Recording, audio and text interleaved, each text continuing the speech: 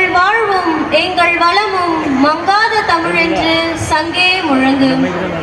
மகாபாரதம் இருபெரும் இதிகாசங்களுள் ஒன்று. 2400 ஆண்டுகளாக தலைமுறைகளை கடந்து மொழிகளை கடந்து மக்களின் அறிவை ஆட்கொண்டு அவர்களின் மனங்களை தன்பால் ஈர்த்து வருகிறது. அன்று வாழ்ந்த மனிதர்கள் ஒவ்வொருவரும் ஒரு வாழ்வியல் தத்துவத்தின் உருவகமாய் இன்றும் வழிகாட்டுகிறார்கள். நம் உணர்வில் கலந்து நம்மை செம்மைப்படுத்துகிறார்கள். தன் வாழ்நாளில் எப்போதுமே தர்மத்தை கடைபிடித்த தருமருக்கு சூதாட்டம் பிடிக்கும். அது ஒன்றே அவர் அரசாட்சி, நாடு, ஏன் உடன் பிறந்தவர் மனைவியை இழக்கவும் 12 ஆண்டுகள் வனவாசம் செல்லவும் மகாபாரத போர் நிகழவும் காரணமாயிற்று. அன்று தருமரை வீழ்த்தியது சகுனியுடன் அவர் ஆடிய சூதாட்டம். இன்றும் பலரை வீழ்த்துகிறது ஆன்லைன் சூதாட்டம். எங்கோ யாரோ பின்னிய வலையில் வீழ்ந்து எதிர்காலத்தை வாழ்வை தொலைக்கிறார்கள். இதோ அன்று சகுனி நிகழ்த்திய சூதாட்டம் இப்பொழுது நம் காட்சிக்கு. திருதராட்டினராக ஆட்டம் இனிதே துவங்கட்டும். கங்கை மைந்தர் பீஷ்மராக மகளே கலங்காதே. துரோணாச்சாரியாராக மகாமந்திரி விதுரராக சகுனியாக ஈராறு வேண்டும். துரியோதனன் வெற்றி எனது. துச்சாதனன் விகர்ணன் பஞ்சபாண்டவர் ஐவர் தருமர்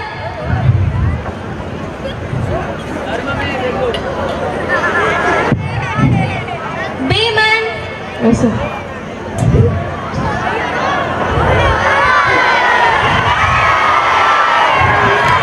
அர்ஜுனன். Okay sir.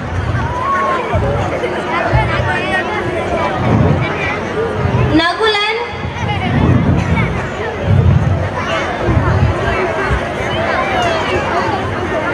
சகாதேவன் பாஞ்சாலி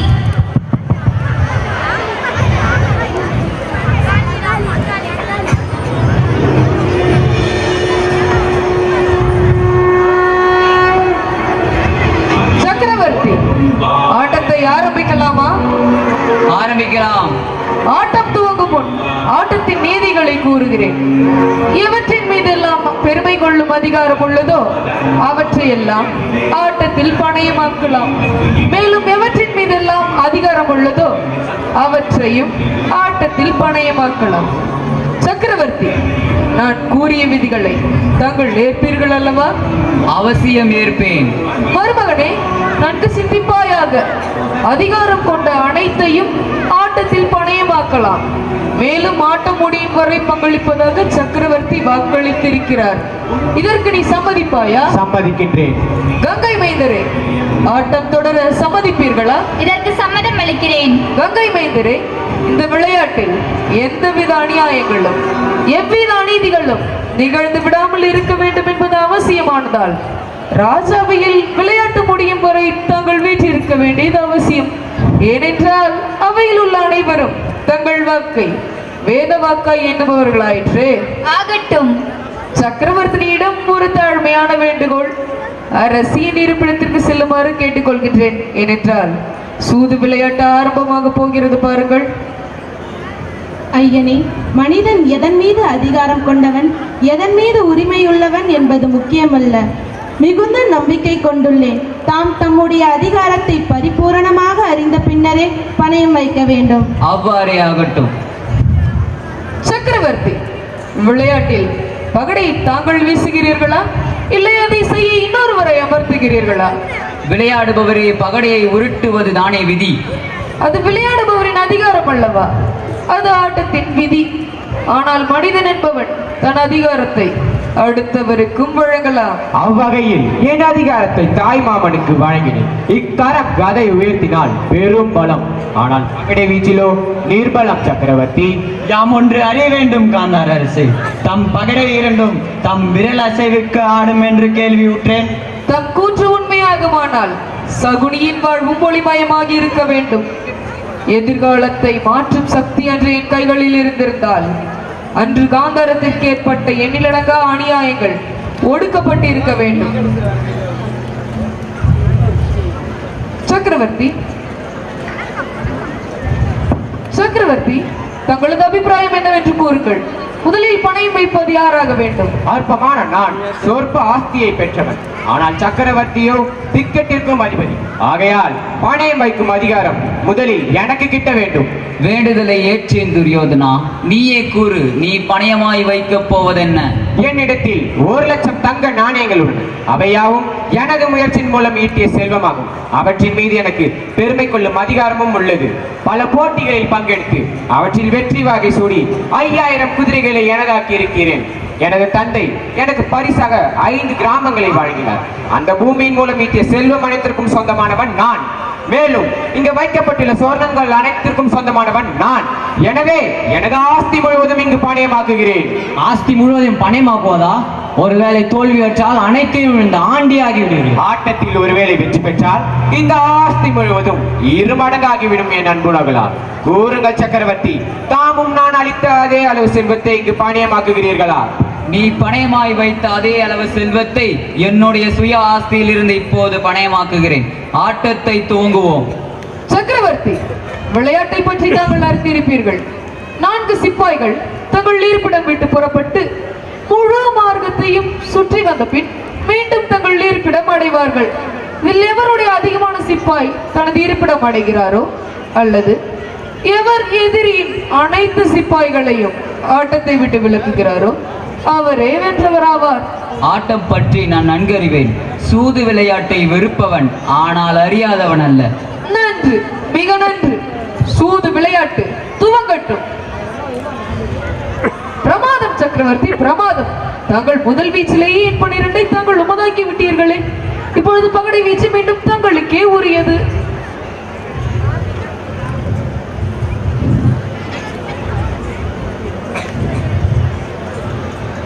பார்த்தீர்களா சக்கரவர்த்தி, ஆரம்பமே ஆர்ப்பாட்டமாக உள்ளது. என் 12 எனக்கும் விழுந்துள்ளது. இப்பொழுது பகடை வீச்சு என்னுடையது.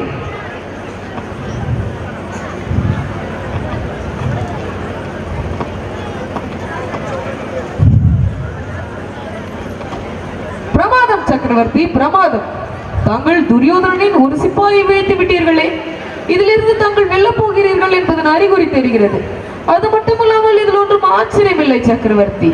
நதியானது கடலில் சேர்வதை போல கீர்த்தியும் புகழும் என்றும் சக்கரவர்த்தியே சேரும்.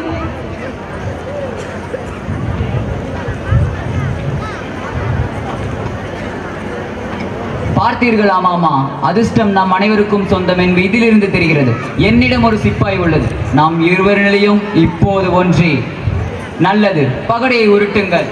சக்கரவர்த்தி, இப்பொழுது இருவரிடமும் ஒரே ஒரு சிப்பாயே உள்ளது. இதில் எவர் தனது இருப்பிடம் அடைகிறாரோ அவரே வென்றவராவார். தாங்கள் வெற்றி பெற இப்பொழுது என் 7 தேவை சக்கரவர்த்தி. மாமனே, தம் மீதுள்ள நம்பிக்கையில் கனவுகள் அனைத்தையும் முன்னிறுத்தியுள்ளேன். வேண்டி என் பகலில் விழாவிடில் என் நிலை தலைகீழாய் மாறும். மருமகனே, இந்த சகுனி பகடை விளையாட்டை தலைகீழாய் அறிந்தவன். முதலில் எதிரியை முன்னேறி வரவழைக்க வேண்டும். பின்பு அவனது நம்பிக்கையை அவனை தானாக படுகொழியில் தள்ளிவிடும். இனிமேல் தான் உண்மையான ஆட்டம் ஆரம்பிக்க போகிறது. விளையாட்டை தொடருவோமா சக்கரவர்த்தி? என் மருமகனான துரியோதனனின் எதிர்காலம் என்னவாக போகிறது? அவனுக்கு தேவை கடினமான 12. ஈராறு வேண்டும். வெற்றி எனது. சக்கரவர்த்தி, தாங்கள் இதை மகிழ்ச்சியாக ஏற்க வேண்டும். ஏனென்றால் தாங்கள் தோல்வியுற்றீர்கள். துரியோதனா, மீண்டும் ஆஸ்தி அனைத்தையும் பணயமாக வைக்கப் போகிறாயா? ஆஸ்தியை பணயமாக்குவது முடிவுற்றது சக்கரவர்த்தி. ஆஸ்தியும் செல்வமும் ஒரு மனிதனுக்கு எவ்வளவு பெருமை சேர்த்துவிடும். உண்மையான அதிகாரமும் பெருமையும் உறவுகளில் அடங்கியுள்ளது. என் சகோதரன் விகரனை எண்ணி நான் பெரும் பெருமை கொள்கிறேன். வில்வித்தையில் சிறந்த வில்லாளன். என்னுடைய சகோதரன் என்ற காரணத்தினால் இவன் மீது எனக்கு மிகுந்த பெருமை கொள்ளும் உரிமை உள்ளது. எனவே ஆட்டத்தில் என் சகோதரன் விகரனை நான் பணயமாக்குகிறேன். பெரும் தவறு துரியோதனா. சூது விளையாட்டில் செல்வத்தையே பணயம் வைக்க இயலும், மனிதர்களை பணயம் வைக்க இயலாது. ஆனால் இவ்விளையாட்டு ஆஸ்தியை கொண்டு விளையாடுவதல்ல மகாமந்திரி. சற்று முன்னால் சக்கரவர்த்தி மனிதன் வெற்றி கொள்வதற்காக விளையாடுகிறான் என்றார். எதன் மீது பெருமை கொள்ளும் உரிமை உள்ளதோ அவற்றை பணயமாக்கலாம் என்றார். மனிதன் ஒருவன் பல்வேறு விஷயங்களில் பெருமை கொள்ளலாம் துரியோதனா. குரு தந்த ஞானம், தந்தையின் தர்மம், தாயின் பவித்திர தன்மை, அதோடு வம்சத்தின் நாமம், இவை அனைத்தும் பணயமாய் வைக்க தகுந்தது அல்ல. ஏனெனில் மனிதனுக்கு அவற்றின் மீது அதிகாரம் இல்லை. மாதா, பிதா, குரு மற்றும் வம்சம் ஆகியவை தெய்வத்தின் ஆசீர்வாதமாகும். எவற்றின் மீது அதிகாரம் உள்ளதோ, எவற்றின் மீது பெருமை கொள்ளும் உரிமை உள்ளதோ அவற்றை பணயமாக்கலாம் என்று கூறியதே தாம் தான் பிதாமகரே. வீண் விவாதம் வேண்டாம் துரியோதனா.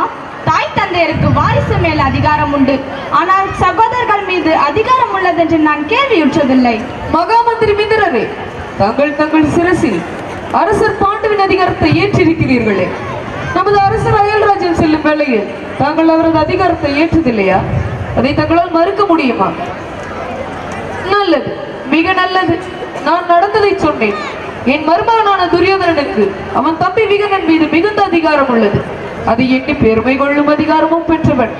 ஆகையால் என் மருமகனான துரியோதனன் அவன் தம்பி விகரனை இவ்வாட்டத்தில் பணயமாக்கலாம். அதற்கு தங்களது அனுமதி வேண்டும். சக்கரவர்த்தி, ஆட்டத்தின் நீதி மாற்றி அமைக்கவில்லை.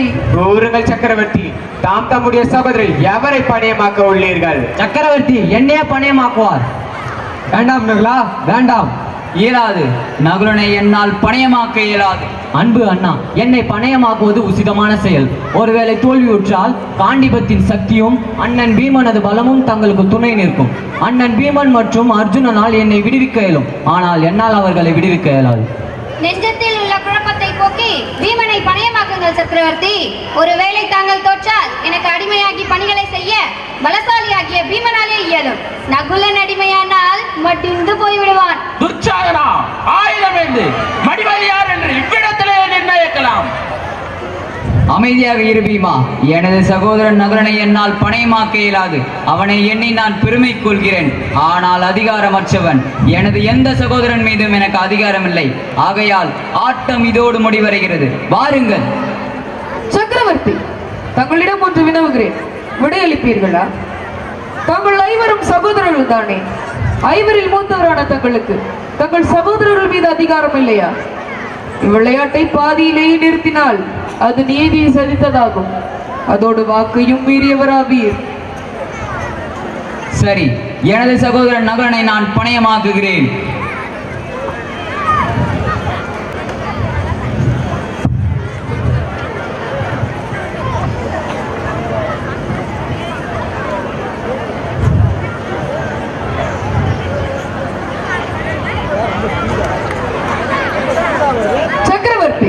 என் ஆறு விழுந்தால் தாங்கள் துரியோதனனை சுலபமாக வென்று விடலாம்.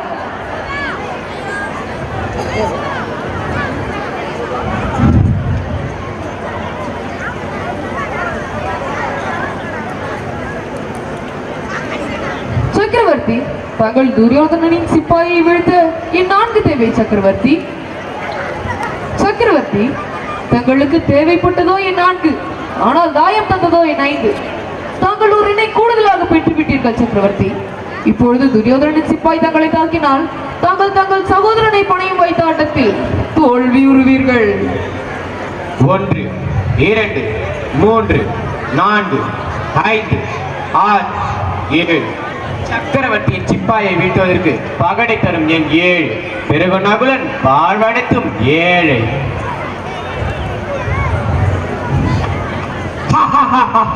மீண்டும் வெற்றி எனது. சக்கரவர்த்தி, தாங்கள் தங்கள் சகோதரன் நகுலனை பணையும் வைத்த ஆட்டத்தில் தோல்வியுற்றீர்கள். அடிமை நகுலா, வா இங்கே. இந்த அடிமைகளுக்கு இடையில் வந்து அமர்ந்து கொள். அடிமைகள் பணியாட்கள் இருக்க வேண்டிய இடமாகும். அது பிரபுவின் காலடியாகும். வா இங்கே. இந்த அடிமைகளுக்கு இடையில் வந்து அமர்ந்து கொள். துரியோதனா, என் சகோதரன் பகவான் ராமனுக்கு சமமானவன். அவனையா தரையில் அமர சொல்கிறாய்? உன்னுடைய தலையில் அமர வைப்பேன். தவறு செய்யாதே துரியோதனா, தவறு செய்யாதே. என்னுடைய அடிமைகளை நான் எவ்வாறு நடத்த வேண்டும் என்பதை பற்றி கூறும் அதிகாரம் ராஜகுமாரன் அர்ஜுனம் இல்லை சக்கரவர்த்தி, என்னிடம் உள்ளது. அர்ஜுனா, அமைதியாக இரு. அடிமை நகுலா, வா இங்கே.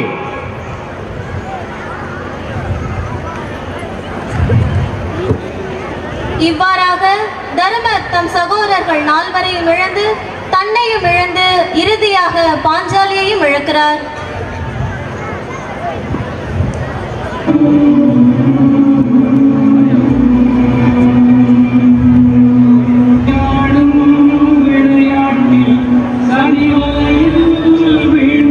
இப்பொழுது நீங்கள் அனைவரும் என்னுடைய அடிமைகள். துச்சாதனா, விரைந்து செல், ஈட்டு வா அந்த திரௌபதியை.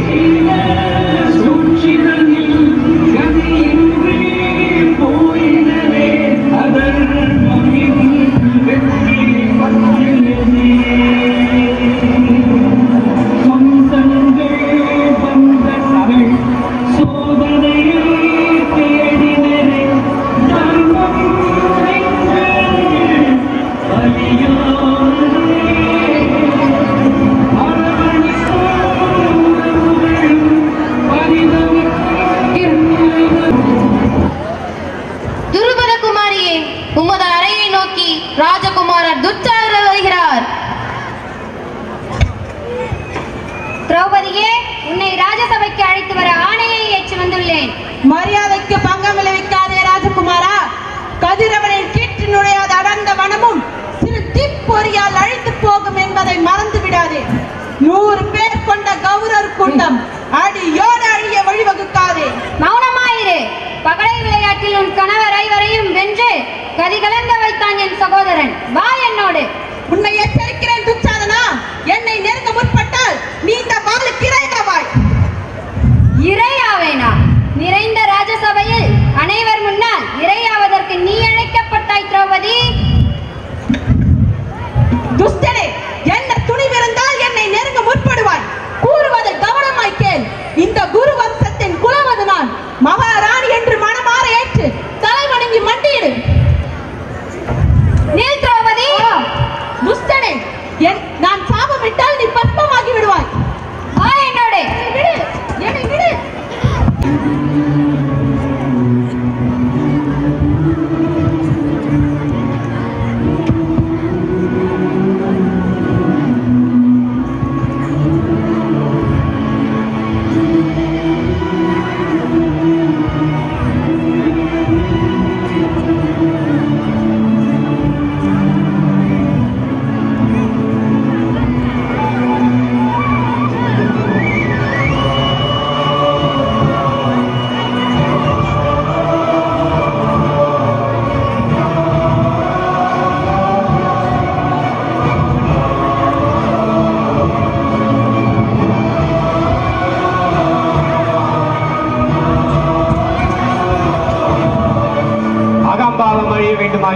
ஒருவரின் முகமாவது கரியாக வேண்டும். இவரின் அகம்பாவ முகத்தை காணட்டும் இந்த அவை. மகாராஜா, தமது அஸ்தினாபுரத்தின் அவையில் நடக்கும் இந்த அநீதியை தட்டி கேட்பார் இல்லையா? நான் குரு வம்சத்தின் குலவதாவேன். குரு ராஷ்டிரத்தின் குலவிளக்காவேன். அஸ்தினாபுரம் நல் வழிபட வேண்டும் என்ற நல் எண்ணத்திலே இங்கு நான் வந்தேன். ஆனால் புல்லர்கள் ஒன்றிணைந்து ஒரு புள்ளிமானை வேட்டையாட துடிக்கின்றனர். என்ன காரணம்? துரோணாச்சாரியாரே, நீண்ட நெடுங்காலமாய் அஸ்தினாபுரத்தின் சேவகர்தாம் அந்த புனித கங்கையின் மைந்தராவில் தமது விழியின் முன்னால் ஒரு மங்கையின் மானம் அழைக்கப்படுவதை தாம் காண்பீர்களா? பிதாமகரே, தாம் எனது தந்தையின் ஸ்தானத்தில் வீற்றிருப்பவர். ஏன் இந்த அநியாயம் எனக்கு இழைக்கப்படுகிறது? மகாராஜா, தமது புதல்வன் அனைவரின் முன்னிலும் அநீதி இழைக்கின்றான். சந்திர வம்சத்திற்கே அவதூறு விளைவிக்கின்றான். தாம் அவனை தடுக்க தயங்குவது ஏன்? ஒரு அடிமை பெண் தனது சுவாமியின் ஆணைக்கு செவி சாய்க்கத்தான் வேண்டும். அடிமையா? நானா? நான் என்ன சேவகம் செய்பவளா? அரண்மனையின் பணிப்பெண்ணா நான்? என்னுடைய கேள்விகளுக்கு மௌனம் சாதிப்பது ஏன் மகாராஜா? சூது விளையாட்டில் தன்னையே தொற்றவர் என்னவர் யுதிஷ்டர் என் மீது கொண்ட அதிகாரமற்றவராகிறார். அவ்வாறு இருக்க அவர் என்னை எவ்வாறு பணியமாக்கலாம்? அவையோர் அனைவரின் முன்னிலும் ஒன்றை கேட்கிறேன். எவ்வாறு இச்செயல் தர்ம செயலாகும்? இக்கேள்வி எதற்காக ஆவியோரிடம் கேட்கிறாய்? உன்னவரான மன்னவிடம் வினவு. பதில் கூற அடிமை தருமனே. பதில் கூறுங்கள் ஐயனே. எந்த அதிகாரத்தை கொண்டு தம் தம்பியை நால்வரையும் பணையமாக்கினீர்களோ அதை கொண்டு நம்பி வந்தவரை ஆம் பாஞ்சாலி, உறவினர் ஒருவர் மீது ஒருவர் அதிகாரம் கொண்டவர். ஆனால் மனைவி என்பவள் உறவினர் மட்டுமல்ல, சம பங்கு வகிப்பவள் ஆவாள். மண்ணில் மனிதன் ஒருவன் மரணித்தால் அவனது உறவுகள் கவலையில் வாடுவது உண்மை. ஆனால் விழவிக்கோலம் போடுவது மனைவி ஒருத்தியே. கணவனை துணையாக ஏற்று என்றும் அவனுக்கு இணையாக வாழ்வில் பிழையாது வாழ வேண்டும் என்று துடிதுடிக்கிறார். அப்படிப்பட்ட உடையவரை தாம் எவ்வாறு பணயமாக்கினீர்கள்? இம்மனமைக்கு காரணம் என்ன? பதில் கூறுங்கள். மகாமந்திரி விதுரரே, நியாயத்தின் வழியில் நடப்பதல்லவா தங்கள் ராஜ்யம்? தாம் பதில் கூறுங்கள். தம்பியராய் பிறந்தோரின் உறவுகளும் தமையனது அதிகாரத்திற்குட்பட்டதா? தம்பியராய் பிறந்தோர் தமையனுக்கு அதிகாரம் வழங்கினால் தமையனானவன் தம்பியர் உறவுகள் மீது அதிகாரம் உடையவனாகிறான் பாஞ்சாலி. கணவனது செல்வத்தின் மீது அதிகாரத்தை சமுதாயம் வழங்குகிறது. ஆன்றோர் சான்றோர் அனைவரும் வழங்குகிறார்கள். அவள் திருமணத்திற்கு பிறகு அதிகாரத்தை பெறுகிறாள். இப்பொழுது கூறுங்கள் மகாமந்திரி, நடந்த சூது விளையாட்டில் என்னவர் பணயமாக்கியவற்றின் மீதெல்லாம் மனைவியான எனக்கும் சமபங்கு உள்ளதல்லவா? பிறகு எனது அனுமதியின்றி இது எவ்வாறு நிகழ்ந்தது? கூறுங்கள். அடிமை பெண் திரௌபதியே, நீயும் உன் கணவரும் சூது விளையாடுவதற்காக தானே அஸ்தினாபுரம் வந்தீர்கள். வரும் வழிதனில் தங்கள் அதிகாரம் பற்றி நன்கு ஆலோசித்தீர்களா? இல்லையா? ஆலோசிக்கவில்லை என்றால் கணவனானவன் அனைத்தையும் அழைக்கலாம் என்றுதானே அர்த்தமாகிறது. இனி உன் வீண் பேச்சு தேவையில்லை. அப்படி என்றால் தம் ஐவரிலும் அதிகாரம் பற்றி எடுத்துரைக்கிறது எனது தவறாகுமா? ஐவர் மீது மனித விசுவாசம் கொண்டிருந்தேன், அது எனது குற்றமாகுமா? ஐவரும் என்னுடைய கேள்விகளுக்கு பதில் கூறுங்கள். என்னுடைய ஒவ்வொரு கேள்விகளுக்கும் தாம் ஐவரும் பதில் கூறத்தான் வேண்டும். என்னை வென்ற அர்ஜுனரே, தாம் பதில் கூறுங்கள். சக்கரவர்த்தியானவர் சூது விளையாட்டில் என்னை இழப்பதற்கு முன்னால் தங்களிடம் அனுமதி பெற்றாரா? அதற்கு தாம் அனைவரும் அனுமதித்தீர்களா? எனில் ஐவரும் இணைந்துதான் சக்கரவர்த்தினியான என்னை சேவகம் செய்பவனாக மாற்றினீர்களா? வாழ்நாள் அனைத்தும் ரட்சிப்பேன் என்று வாக்களித்தீர்களே, அன்று அழைத்த வாக்கை இன்று அழைத்து விட்டீர்களே. தம் குடும்பத்தின் ஆனந்தத்திற்காக ஐவரின் நாள்கள் துறவரம் மேற்கொள்ளும் நிலை உருவானது.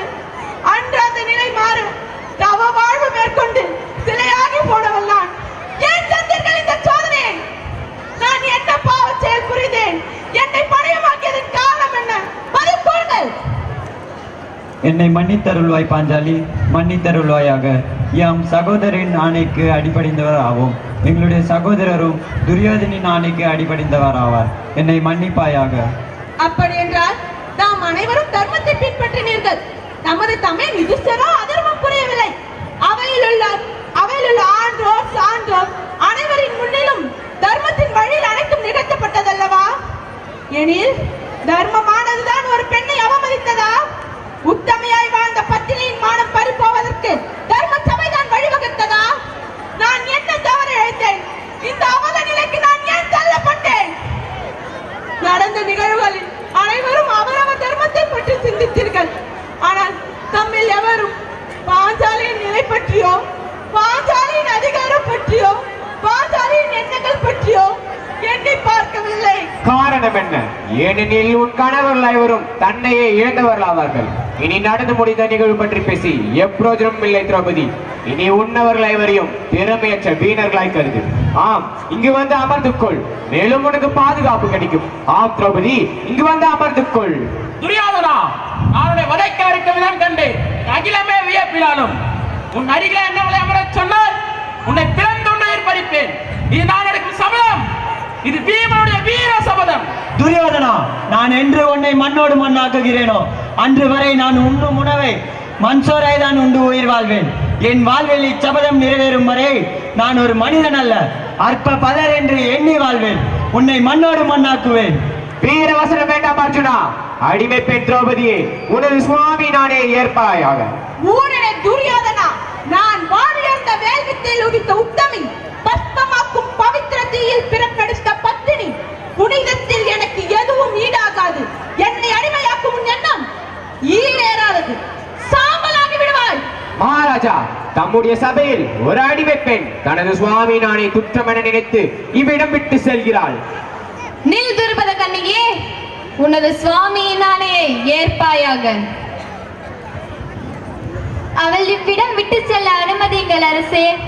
நிறைந்த சபையில் அநீதிகளும் அநியாயங்களும் பல நிகழ்ந்து விட்டன. இந்த அநீதியாவது நடக்காமல் தடுத்து நிறுத்துங்கள். அவளை செல்ல அனுமதியுங்கள்.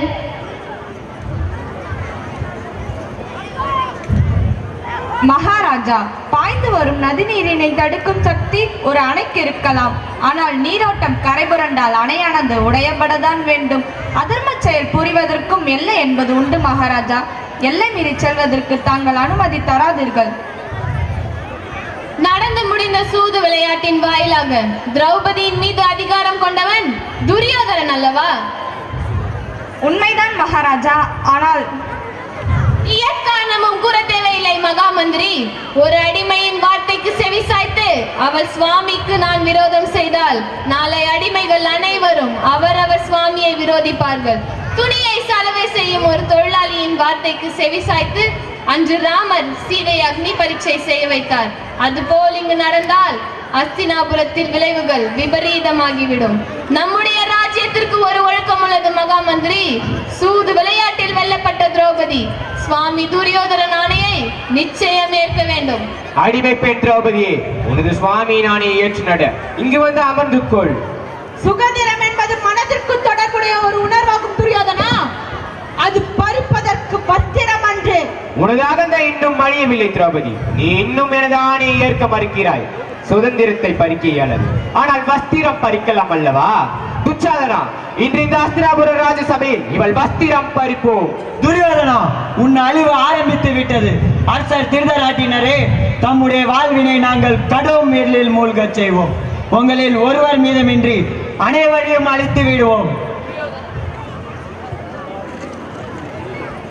துரியோதனா, நீ கூறும் வார்த்தையின் பொருள் அறிவாயா? அண்ணா, எமக்கு ஆணையிடுங்க. அஸ்திரம் ஏந்தி போராடும். துரியோதனா, நான் இந்த அஸ்தினாபுர அரண்மனையை தரைமட்டமாக்குவேன். அண்ணா, ஒன்று என் உயிர் பறியுங்கள் அல்லது துரியோதனின் உயிரை பறிக்க ஆணையிடுங்கள். துரியோதனா, அஸ்தினாபுரத்தின் ராஜசபைதனில் இன்று வரை இது போன்று ஒரு அநீதி நிகழ்ந்ததில்லை. துருவம்சத்தின் உயரிய மரியாதையை இழிவான காரியம் செய்து வேரோடு சாய்த்து விடாதே. மகாராஜா, கொஞ்சம் கருணை காட்டுங்கள். நிறைந்த ராஜசபையில் அதர்மம் நடக்க அனுமதிக்காதீர்கள். யுவராஜன் துரியோதனா, ராஜசபையில் அநீதி இழைக்கப்படக்கூடாது. அமைதியாக இருங்கள். தர்மனிடம் கேளுங்கள். இந்த அடிமைகளை வென்றவன் நான் அல்லவா? எனது அடிமைகளை நான் தண்டிக்க கூடாதா? நீயும் உனது சகோதரர்களும் என் முன்னால் நிற்கும் இந்த அடிமை பெண் திரௌபதியும் வென்றவன் நான் அல்லவா? பதில் கூற அடிமை தர்மனே. ஆம், யாம் அனைவரும் அடிமைகளே. ஆனால் நீ வழங்குவது தண்டனை அல்ல. நான் அவனது அடிமை அல்ல. ராஜ்யம் மாவீரன் கொண்டு வெல்லப்பட வேண்டும், சூழ்ச்சியால் அல்ல. பிதாமகரே, இவளது அகந்தையை காணுங்கள். இவளை தண்டிப்பது சரிதானே? நிச்சயம் இல்லை. போதும் நிறுத்து துரியோதனா, போதும் நிறுத்து. இது மாபெரும் குற்றமாகும். நடக்கும் இந்த அநீதியை காண அஸ்தினாபுரத்தின் ராஜசபையில் ஒரு கணமும் நான் நிற்க மாட்டேன். சற்று பொறுத்திருங்கள் கங்கை மைந்தரே. அன்று தாம் அளித்த வாக்கை நினைவு கூறுகிறேன். தாம் என்னையும் என் புதல்வர்களையும் தவிக்க விட்டு செல்ல மாட்டேன் என்றீர்கள். ஏன் செல்கிறீர்கள்? தம்முடைய ஆசனத்தில் வந்து அமருங்கள் கங்கை மைந்தரே.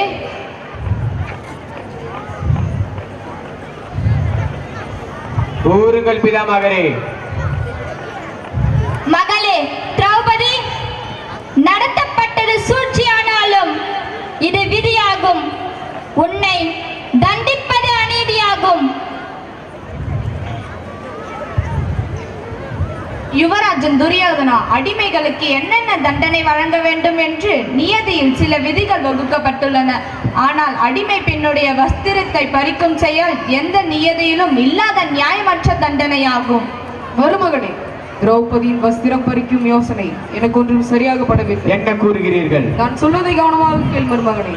இந்த அவையின் நிலைமை இப்பொழுது சரியில்லை. நான் சொல்வதை கவனமாக கேள். இந்நேரத்தை நாம் பயனுள்ளதாக்க வேண்டும். மகா குரு துரோணாச்சாரியார், கங்கை மைந்தர் பீஷ்மர் போன்ற அற்புத சக்தி படைத்தவர்களை இனி நாம் நம்மதாக்குவோம். இனி வரும் காலங்களில் அவர்கள் என்ன செய்ய வேண்டும் என்பதை இனி நீ முடிவு செய்ய வேண்டும். ஆகட்டும், ஆகட்டும். இந்த அவையில் வீட்டிற்கும் அனைவரும் என்னை கை கூப்பி வணங்குங்கள். அவ்வாறு செய்தால் என் முன்னால் நிற்கும் இந்த அடிமை பெண் திரௌபதியை மன்னிக்கலாமா வேண்டாமா என்பது பற்றி ஆலோசிப்பேன். பிதாமகரே கை கூப்புங்கள். துரோணாச்சாரியரே கை கூப்புங்கள். மகாமந்திரி மிதுரே நீங்களும் கை கூப்புங்கள். அடிமைகளே நீங்களும் கை கூப்புங்கள்.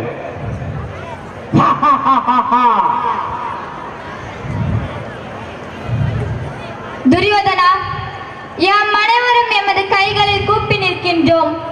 அதோடு அனைவரும் உமக்கு எதிரில் தலைவணங்கி நிற்கின்றோம். இனிமேலாவது திரௌபதியை மன்னித்தருள்வாயாக. பிதாமகரே, இது பற்றி ஆலோசிப்பதாக நான் வாக்களித்திருந்தேன். முடிவு பற்றி ஆலோசிக்கவும் செய்தேன். என் முன்னால் நிற்கும் இந்த அடிமை பெண் திரௌபதியை என்னால் மன்னிக்க இயலாது, மன்னிக்க மாட்டேன். துச்சாதனா, இந்த அஸ்திராபுர ராஜசபையில் இவள் வஸ்திரத்தை நீக்கு. துரியோதனா, அதர்ம செயல் புரியாதே. வேண்டாம் வேண்டாம் துச்சாதனா. மௌனமாக இருங்கள். போதும் துரோணாச்சாரியரே, அமைதி காத்திருங்கள். கங்கை மைந்தரே, என்னவரன் ஐவரும் அமைதி காத்திருங்கள். தாம் கொதித்தெழ தேவையில்லை. என்னை ரட்சிக்க இனி தாம் எவராலும் இயலாது.